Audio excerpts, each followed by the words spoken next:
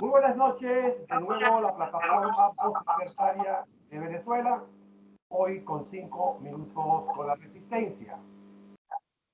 Hoy 27 de octubre, día martes, 27 de octubre del 2005. Quiero agradecerle, como siempre es costumbre, a todos mis usuarios que apoyan nuestro canal, agradecérselo eternamente, con su apoyo han permitido crear esta ventana que le llamamos la ventana de la libertad hispanoamericana y particularmente la libertad de Venezuela, que es lo que más estamos persiguiendo. Hoy un programa muy especial, muy hispanoamericano.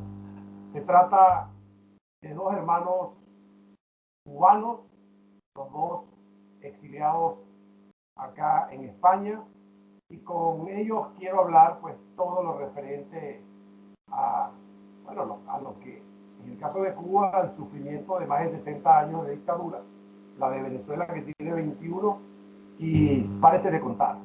Mi invitado, el primero, bienvenido Saidet, no te voy a decir Charlín, pero prefiero llamarte Saidet, bienvenido a Voz Libertaria de Venezuela. Y Eduardo Lega, bienvenido Eduardo. Empecemos entonces. ¿Por qué quise invitar hoy a dos hermanos cubanos? Porque a los dos los he conocido en el terreno de los acontecimientos, en el terreno de la lucha, y con los dos tengo muchísimas coincidencias. Primero, que los dos son anticomunistas, como lo soy yo.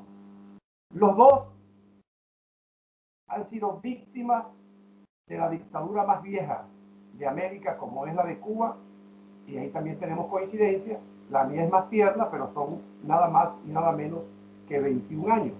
Pero estos dos cubanos tienen algo también en común, que están luchando por la libertad. Y por eso hoy quiero, más que una entrevista clásica, tener una especie de conversatorio para ver si podemos dar un aporte a todos los hispanoamericanos que estamos regados en todo el mundo entero, y para ver si mandamos un mensaje claro y contundente de la importancia y de la responsabilidad que tenemos todos y cada uno de los seres humanos que nos gusta vivir en libertad, en justicia y en democracia. Saide, la pregunta. Danos rápidamente tu historial, desde cuándo llegas a España, y trata de resumirnos rápidamente, porque yo he leído pues tu historia desde que llegaste, desde que te quedaste, y es una historia realmente apasionante. Vamos a empezar por allí para que la gente, los usuarios que nos ven y que nos escuchan, conozcan de qué clase de hispanoamericano, de qué clase de cubano estamos hablando. Saide, para ti. Bueno, Luis, primero que nada, buenas noches, buenos días, buenas tardes, según la hora de que se vea este programa. Un saludo para tus televidentes o radioyentes. Y esto que me has dicho de que Cuba es la dictadura más longeva, ¿no?, de América, es cierto, pero en algunos países a los 21 años eres mayor de edad. Entonces Venezuela ya es una dictadura mayor de edad. Es maduro ya, sí, cierto. Ya tenemos Lo que cédula. pasa es que ha tenido una niñez muy traumática y una adultez, ha llegado adulta, como se dice aquí en España, hecha polvo. Bueno, te cuento un poco mi historia. Yo llegué a España en el año 2002 en una gira con una orquesta. En fin, tuve la posibilidad y probé por primera vez lo que era la libertad de expresión, la libertad de movimiento, todas las libertades que te da el capitalismo, aunque los socialistas digan que el capitalismo es un sistema carcelario, todo lo contrario, el sistema carcelario del socialismo. Y bueno, me apareció una oportunidad en medio de la gira, por cierto, un paisano tuyo, venezolano, que se interesó por mí, dijo, Saide, ¿por qué no te quedas? No sé qué, me ofrecieron un contrato de trabajo y ahí empezó un poco mi martirio cuando yo pedí mi pasaporte, las autoridades obligan a los directores de las orquestas a quedarse con los pasaportes y todas esas cosas. Cuando yo pedí mi pasaporte para realizar mis trámites, para poderme quedar tranquilo, comenzó mi calvario, mi sufrimiento, me montaron reuniones del partido, ya yo no podía andar libremente, me vigilaban, me controlaban, y un 9 de octubre del año 2002, hace 18 años ya, yo también he cumplido la mayoría de edad aquí, de libertad. Cuando intentaba escapar en el aeropuerto de Barajas, entre varios compañeros míos, sufrí una golpiza muy bastante seria, donde perdí muelas y tuve bastante tiempo con analgésicos y la cara hinchada y toda una historia. Y gracias a la Santísima Policía Nacional Española, que bueno, me salvó la vida, porque yo hubiera muerto de una forma u otra. Y bueno, a eso se resume mi vida. Yo llevo 18 años aquí en España ya. Me he dedicado principalmente al mundo de lo que yo estudié, que es la música.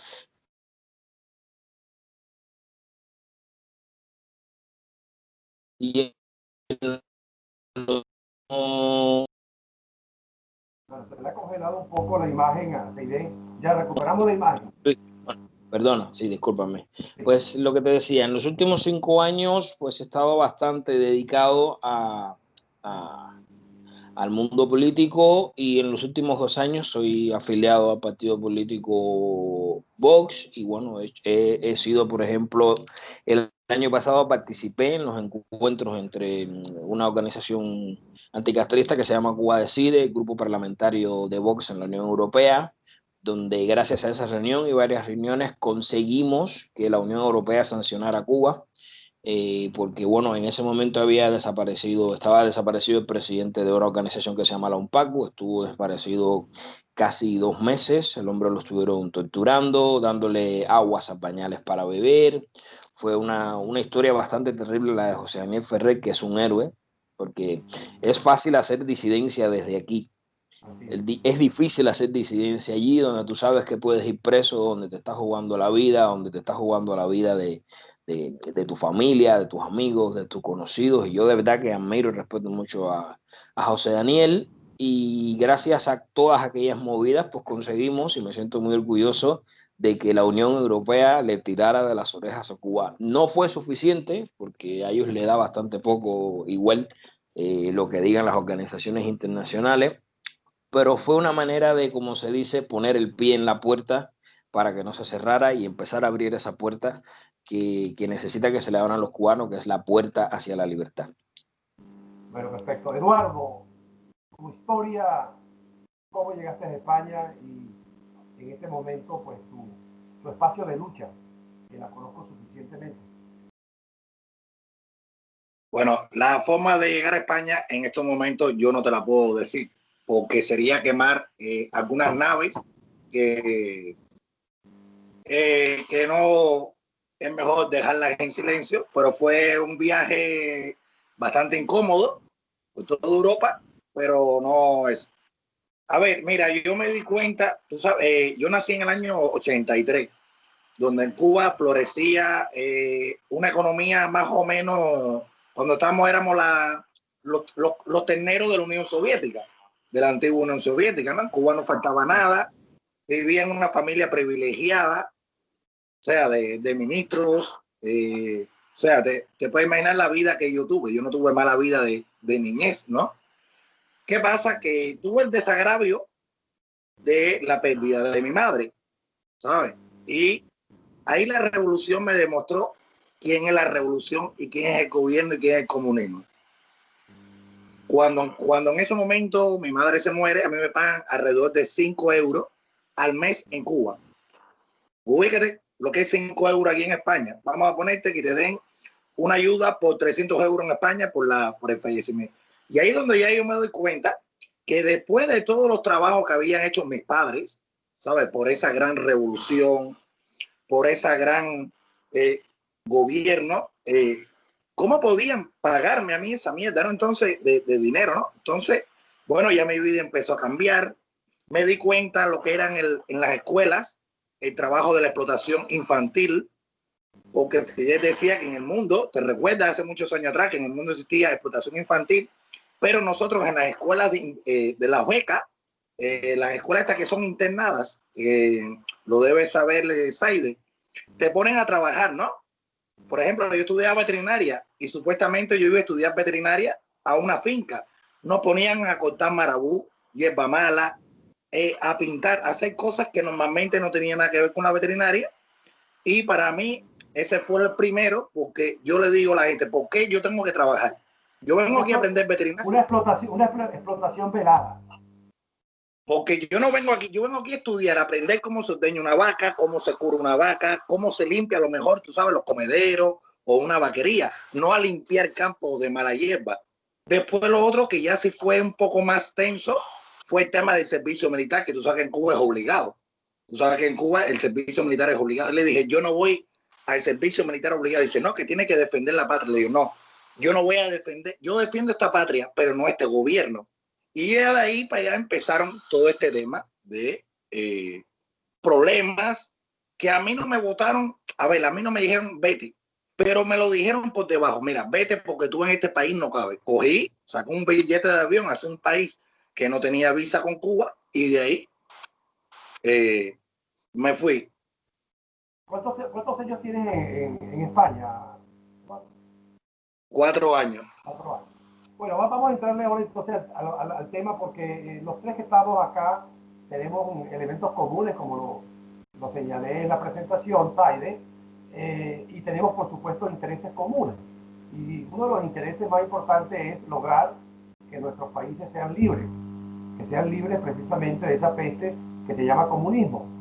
¿Qué debemos de hacer nosotros entonces, Saide, los hispanoamericanos, para alcanzar, yo no diría ni siquiera que es un sueño, es un derecho humano, el uno sentirse en cada uno de la patria nuestra libre y que se le respeten los derechos fundamentales? ¿Qué hay que hacer, Saide? Y luego para ti la misma pregunta, Eduardo.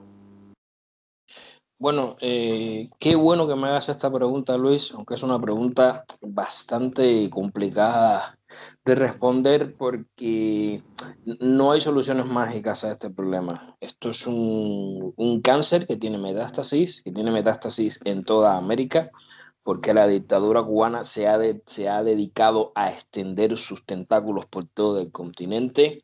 Tanto es que ha cruzado el charco y está aquí en nuestra madre patria también. De cierto modo están aquí.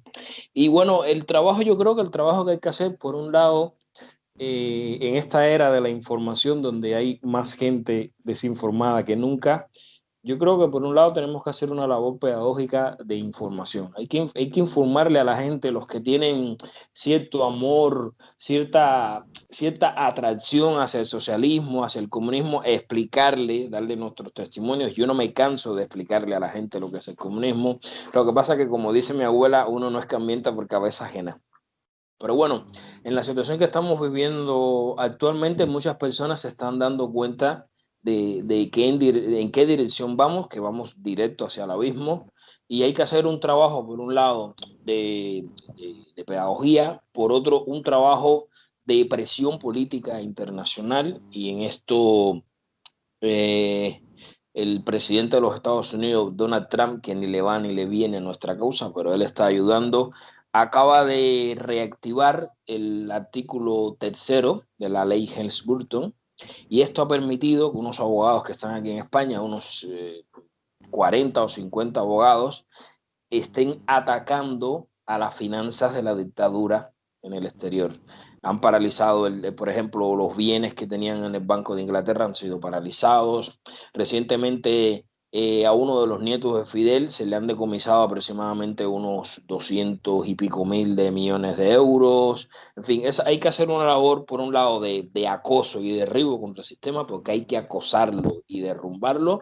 Y por otro lado, un trabajo informativo, también un trabajo un poco diplomático, de hacer conciencia a la gente. He conocido últimamente a muchas personas que se consideran de izquierda y me dicen, yo soy de izquierda, pero de izquierda de verdad. No soy de esa izquierda emocional, sobreexcitada que existe ahora. No me gusta lo que pasa en tu país, no me gusta lo que pasa en Venezuela, no me gusta lo que pasa en Nicaragua. Y eso te da una sensación de decir, bueno, No sé si recuerdas, cuando Lenin hizo la revolución, habían dos sectores de comunistas. Estaban los bolcheviques y los mencheviques. Los mencheviques, Lenin los persiguió hasta desaparecerlos porque eran gente de izquierda, pero gente moderada. Sin embargo, la izquierda está totalmente ahora dominada en el mundo por gente, yo diría que resentida, ¿no? Que tiene un resentimiento social, emocional, cultural, y lo que pretenden es destruir el mundo que tenemos con sus luces y con sus sombras por la nada. Y yo creo que esto se resume al final de la jornada, como te dije, en pedagogía, en presión política, mucha presión política, y en diálogo. Hay que tener diálogo también con la gente que está allá adentro. Hay que informar mucho a la gente que está adentro. La gente que está allá adentro está tan ensimismada, como le está pasando a los venezolanos ahora, que están tan ensimismados en conseguir un plato de comida, que ya no saben quién es el responsable de que le falte ese plato de comida. Y yo creo que, bueno, haciendo, como se dice en catalán, unos centavitos, ¿no? del tema, creo que por ahí iría un poco la cosa.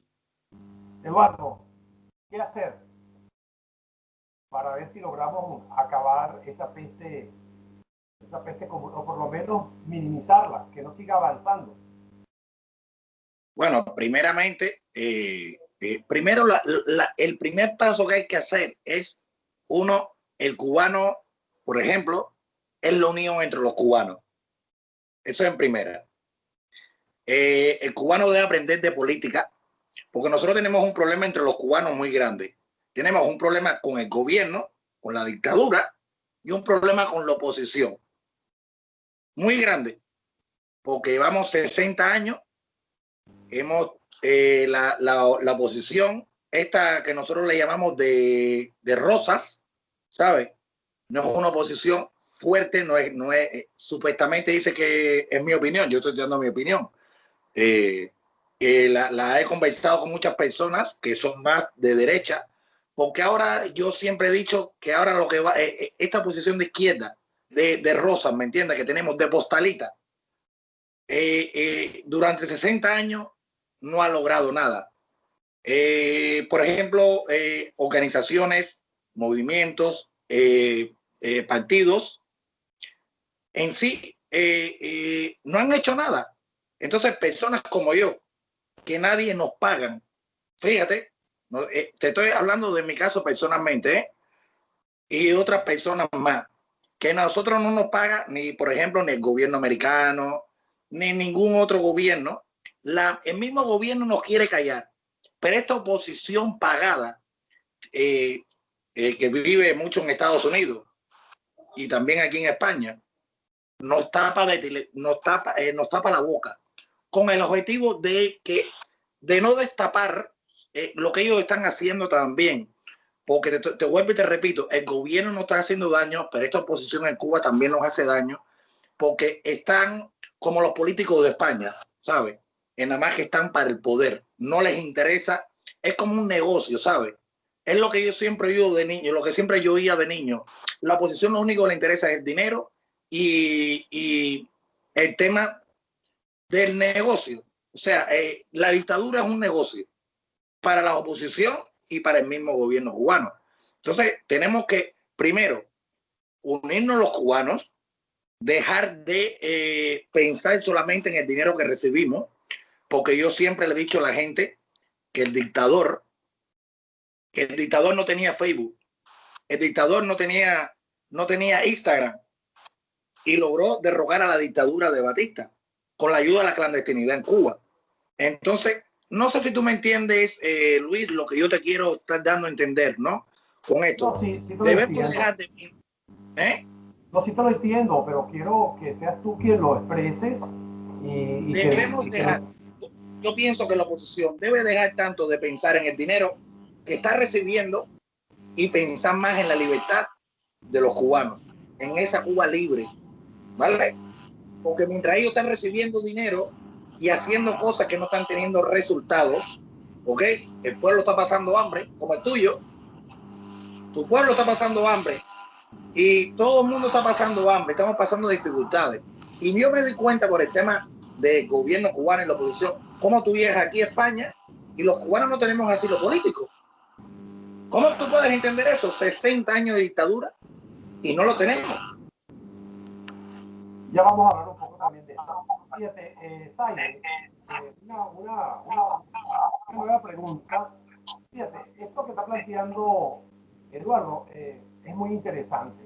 Es muy interesante porque yo pudiera llevarlo a la experiencia que estamos viviendo los venezolanos, donde efectivamente la Unión de la Resistencia Ciudadana, que es el movimiento del cual yo formo parte, si algo estamos claros es que efectivamente hay una oposición que nosotros llamamos falsaria, una oposición que lo que ha sido es cómplice de los, en este caso nosotros, yo lo llamo a Nicolás Maduro, yo no lo llamo dictador, yo lo llamo simple y llanamente un criminal que nos tiene secuestrado a nuestro país. Pero fíjate, es interesante porque eso nos hace reflexionar en el sentido que siempre yo desde muy temprana edad he escuchado hablar de Fidel Castro como el dictador, pero resulta que eso no es, o sea, es verdad, pero lo importante es que hay un sistema que está creado para que se mantenga el dominio sobre los derechos ciudadanos, en este caso de los cubanos. Entonces la pregunta, Zaide, para la reflexión, fíjate, yo lo estoy viviendo y estoy estudiándolo aquí en España. Fíjate, yo no puedo entender cómo los 40 años de democracia venezolana y los 41 años de la democracia española, de alguna manera siempre han sido cómplices del sistema dictatorial cubano. ¿Cómo tú entiendes esa contradicción, Zaide? Y después para ti, Eduardo. Bueno, este es un tema muy curioso, muy curioso. La izquierda de este país y la izquierda en general del mundo nunca le ha gustado reconocer que el falangismo y que el fascismo son ideologías de izquierda. Y entonces ahí ya tenemos el primer hándicap. Entonces, Francisco Franco de Bahamonte, que fue caudillo de España durante 40 años, tenía una grandísima y una excelentísima relación con Fidel Castro. De hecho, cuando Franco murió, hubieron días de luto en Cuba. Y ya entonces como se dice aquí, se dejó todo atado y bien atado. O sea que ya el caudillo que era de derechas, que era anti-izquierda y no sé qué, y no sé qué, no sé qué, tenía relación con un dictador del Caribe, por cierto, paisano porque Fidel también era gallego. Y claro, la historia viene desde ahí, desde la transición ya había buen rollo con la dictadura. De hecho, estuve leyendo una información recientemente que salía en el ABC de cuando el Che estuvo aquí en los años 60, 61, estuvo aquí en España, Franco vivito y coleando, fue a ver los toros, fue a comprar al Corte Inglés. Claro, cuando hay ese nivel de tolerancia, es inevitable que esos lazos no se rompan. Y entonces, claro, nos remontamos al día de hoy. ¿Quiénes fueron los primeros empresarios que llegaron a Cuba cuando la cosa parecía que se hundía en Cuba? Los españoles. De hecho, mira, te voy a contar una anécdota. Aquí en España había una marca de camiones que se llamaba Pegaso. Hay todavía, Pegaso. Sí, sí. Y Fidel Castro organizó un concurso, todo está el testimonio por ahí por internet, un concurso porque Fidel Castro quería, igual que si te ponen los mismos delirios estos de vamos a hacer el producto cubano o el producto venezolano o el producto... Y Fidel tenía la obsesión de que él quería hacer un camión 100% cubano. Y entonces organiza una competición, ¿no?, entre diferentes marcas la competición era que un motor de un camión tenía que estar 24 horas funcionando. Pues el motor que ganó fue el motor español de la marca Pegaso y ahí se construyeron los camiones taínos. Entonces ya te puedes imaginar los vínculos. Además, Cuba tiene una deuda con España impresionante. España no la puede dejar seguir. Entonces, ¿por qué pasa esto? Porque hay tolerancia. al No, final. pero tengo que interrumpirte para Sí, llevarte, sí, por favor, para llevarte de nuevo a la pregunta. Pero es ajá. que una relación entre un dictador cubano y un dictador español, en este caso de Franco, eso era comprensible. Eso era como la relación de Mussolini con Hitler. Pero ¿cómo tú puedes entender una relación de un demócrata llamado, por ejemplo, Felipe González, o llamado Rajoy, o llamado Zapatero, o llamado Pedro Sánchez, que mantengan relaciones extraordinarias con Cuba, cuando ellos hablan de ser un sistema democrático y de respeto a los derechos humanos? O igual te puedo decir el caso de Venezuela, Carlos Andrés Pérez, Rafael Caldera, que fueron presidentes de mi país en dos oportunidades, también invitaban y tuvieron relaciones extraordinarias con Fidel Castro. Uno no puede entender, bueno, la única comprensión son sus propias raíces, las raíces del socialismo Bueno, comunista. claro, ahí hay es lo que yo te decía, que hay, siempre ha habido un romanticismo alrededor del socialismo, del comunismo. España no solamente tiene relación con Cuba, no nos equivoquemos. No, totalmente. España ha tenido a lo largo de la historia muy buen rollo con muchas dictaduras, ¿eh? No nos llamemos a engaño y de diferente color político. Así que, claro, una cosa es para aquí y otra cosa es para afuera. Al final, haz lo que yo digo y no lo que yo hago.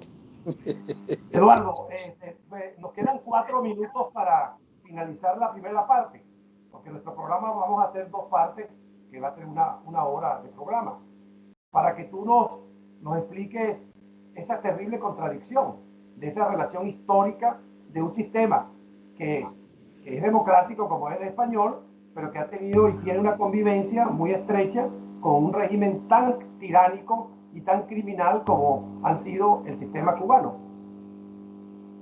Bueno, yo lo único que te puedo decir que el día que se caiga, mira, el día que se caiga esa gran dictadura, el día que se caiga esa gran dictadura, Cuba va a estar vendida completa a los españoles y a los italianos. Va a estar vendida, eso está vendido, no, porque no hay manera, como está diciendo Saide, de pagar la deuda que tiene Cuba con España. No la hay. Y mira, de los lazos, eso es muy viejo ya. Esto es ya una cosa muy vieja y es muy es Bueno, que estamos hablando, Eduardo, de 40 años, 41 años de democracia. Estamos hablando del sistema democrático, que se supone que está muy bien definido en los derechos humanos, en las libertades, y que es lo que pregonan tanto las izquierdas como las derechas españolas. ya, pero recuerda que en Cuba, ¿quiénes están invirtiendo? ¿Qué españoles están invirtiendo? Los millonarios. No es el pueblo español, es los millonarios junto con la mafia de los políticos. Porque, por ejemplo, yo vi una foto de la jefa de los diputados del Congreso, la señora Merechel. ¿Cómo que se llama? Zaide, siempre se me olvida. La primera, la del Congreso de los Diputados, la rubia de pelo rizado. Merichel Batet. Merichel Batet tirándose fotos en el Congreso de los Diputados con el embajador de Cuba. Y tú dices, bueno, entonces, ¿qué estamos? Entonces llega un momento que no sabe qué vas a hacer. ¿Contra quién están luchando? Están luchando contra dos gobiernos, contra el gobierno cubano y contra el gobierno español. Ese es el gran problema también. Estamos luchando contra dos, igual que ustedes. Están luchando contra dos gobiernos. O sea que podemos entonces, ya vamos finalizando, nos queda apenas 1 minuto y medio de la primera parte. Pudiéramos ir resumiendo, Zaide y Eduardo, de que hay una componente internacional, lógicamente, bueno, vamos a definirlo, hay un plan geopolítico de izquierda que en la historia es la que se ha encargado de ir como que alimentando a estos dictadores de la América.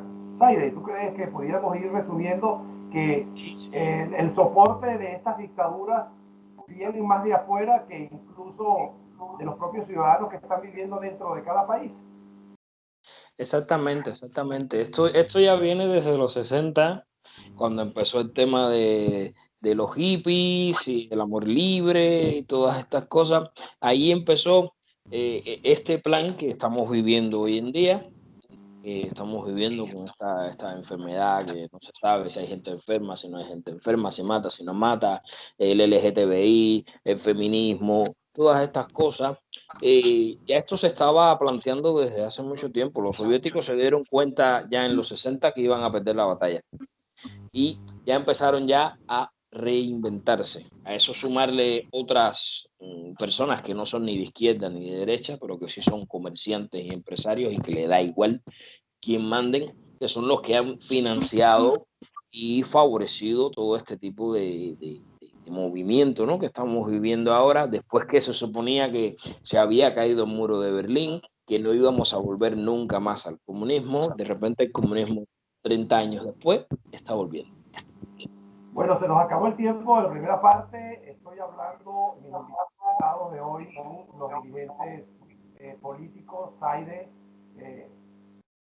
Charlín, él lo ha manifestado, él es miembro del partido Vox de España, y del dirigente social y también político, Eduardo Lega. Vamos a la segunda parte. Espero que la primera les haya gustado y no se pierdan la próxima, que va a estar mejor que la primera.